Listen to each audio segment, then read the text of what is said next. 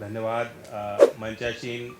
आज हमारे प्रतिनिधि मंडल को शुभकामनाएं देने के लिए, आशीर्वाद देने के लिए उपस्थित खेल जगत के दो बड़े विश्व प्रसिद्ध नाम और चेहरे, जिन्हें पूरे भारत को उन पर गर्व है, विजेंद्र जी, जिनके साथ मेरा काफ़ी अब लंबा समय परिचय और संबंध और गहराते जा रहे हैं हर मोड़ पर, और हमारे अमन जी, जिन्होंने अभी मेडल जीता है। मैं अभी उनसे हम पूछ रहे थे कि आपकी उम्र कितनी है, का 21 साल। अब आप सोचिए 21 साल में ओलंपिक मेडल जीत लिया, तो वो व्यक्ति आगे क्या करेगा। तो मैं पूछा अब आगे क्या प्लान है, तो उन्होंने कहा 2 ओलंपिक में और जीतना है।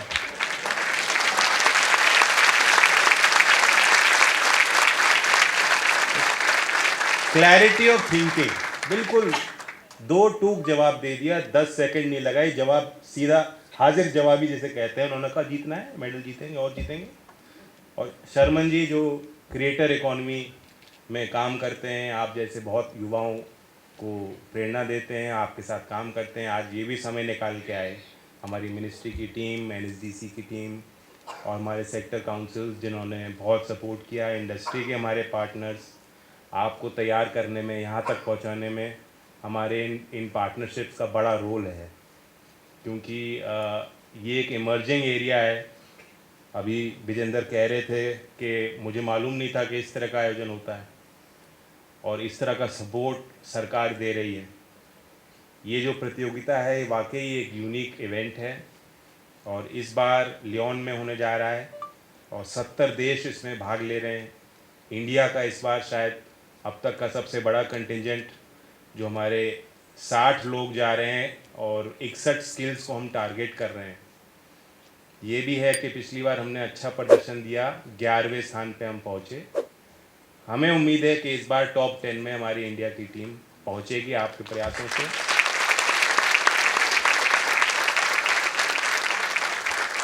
जब से मैंने इस मंत्रालय को संभाला है, बहुत अच्छे अच्छे बुद्धिजीवी लोग जो पैशनेट हैं यूथ डेवलपमेंट को लेकर के, कौशल विकास को लेकर के, सीरियस हैं, ग्रास रूट्स में काम कर रहे हैं।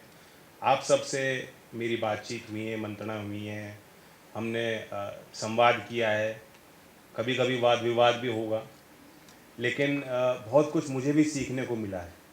और मैंने ये बात समझी है कि ऐसा नहीं है कि कौशल विकास के लिए कुछ हो नहीं रहा। योजनाएं भी हैं, संस्थाएं भी हैं, प्राइवेट सेक्टर का भी बड़े स्तर पे इन्वॉल्वमेंट है और एक उत्सुकता नौजवानों के अंदर है, एक डिमांड भी है।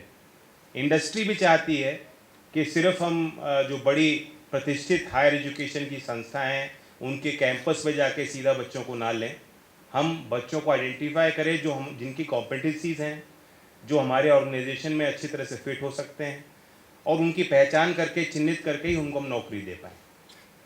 अब आने वाले समय में मार्केट, लेबर मार्केट और भी ज़्यादा कम्पिटिटिव होगा, टेक्नोलॉजीज़ डिसरप्ट कर रही हैं और इसलिए ये नौजवानों को देश के समझना पड़ेगा कि वो अपने आप को बेहतर कैसे बना सकते हैं, कैसे उपयुक्त बना सकते हैं।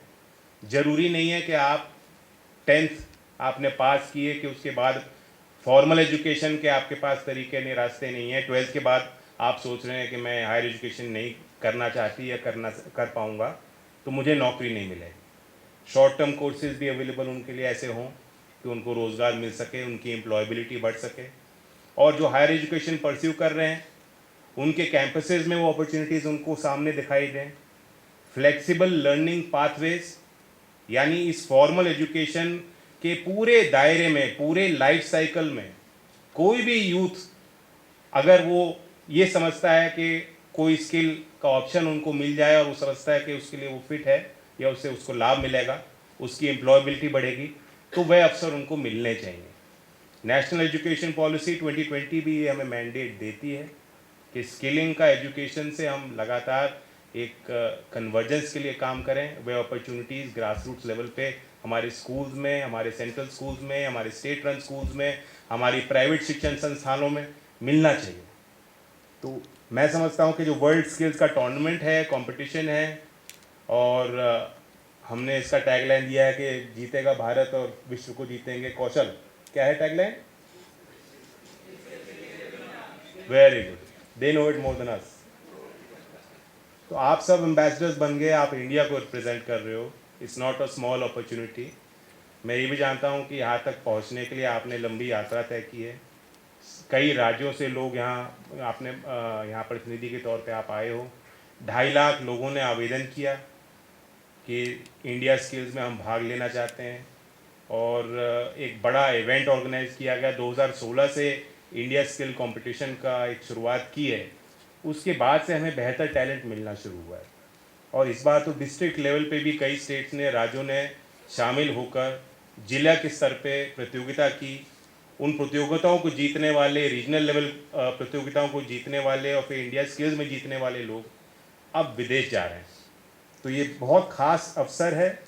और विजेंद्र जी ने कहा, हम इसलिए चाहते थे कि एज एम्बेसडर्स जो हमारे सहयोगी हैं वो आए इस मौके पे, और इनका बड़ा एक्सपीरियंस है। अब आप एक कंपटीशन में एंटर करने जा रहे हो। एक चीज़ तो तय हो गई, मैंने भी बड़े बड़े मंच देखे हैं, पॉलिटिकल सिस्टम में मैं शामिल रहा हूँ। ऐसा नहीं है कि आप सोचते हो कि आउटवर्डली जो लोग हैं, जो मंच पे हम जिनको देख रहे हैं या जो परफॉर्म कर रहे हैं, compete कर रहे हैं, दे आर वेरी काम।